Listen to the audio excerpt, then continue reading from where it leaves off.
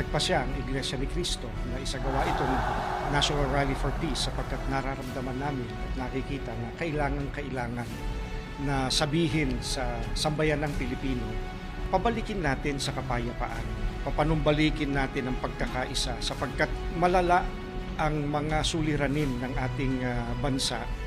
Itong ginagawa po natin, mga mahal naming kababayan, sa pangunguna ng Iglesia ni Cristo, ay pagtulong natin sa pamahalaan. Tumutulong tayo sa kanila na kanilang makita, na kanilang madama ang tunay na damdamin ng taong bayan na naglukluk sa kanila. Taong bayan ay unahin at dapat magkaisa.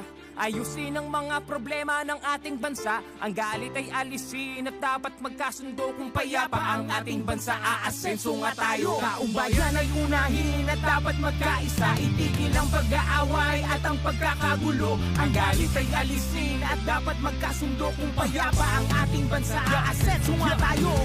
Sa paniniwala ko po, napapanahon po ito sapagkat po bilang mamamayang Pilipino ng ating bansa, hindi lang po para sa mga kapatid sa iglesia, para sa buong Pilipino. Gusto ko po na lumaki yung mga anak ko na payapa po ang ating bansa. Isantabi po muna nila yung mga personal issue at unahin po ang ating bansa.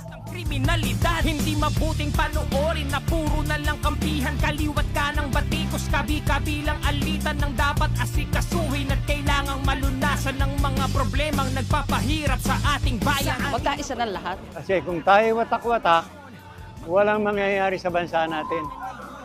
Kundi puro gulo, puro away, walang mangyayari.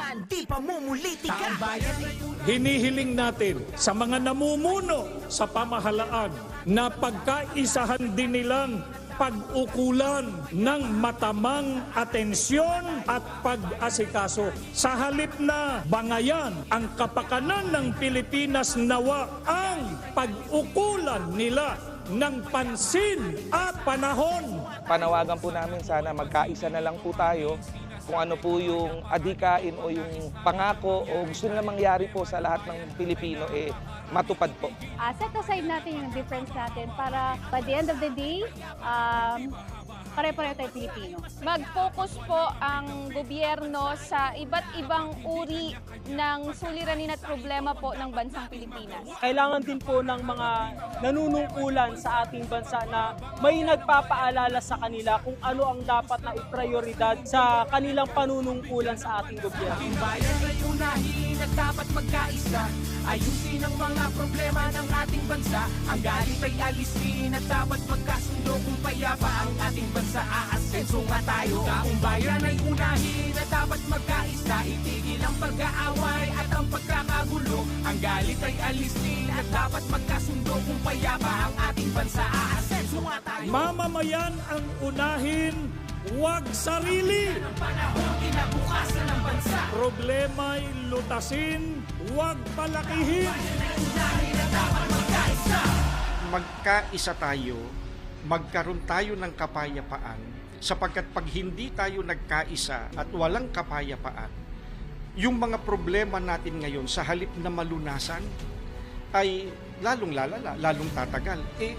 Kailangan na malunasan yung mabibigat na problema.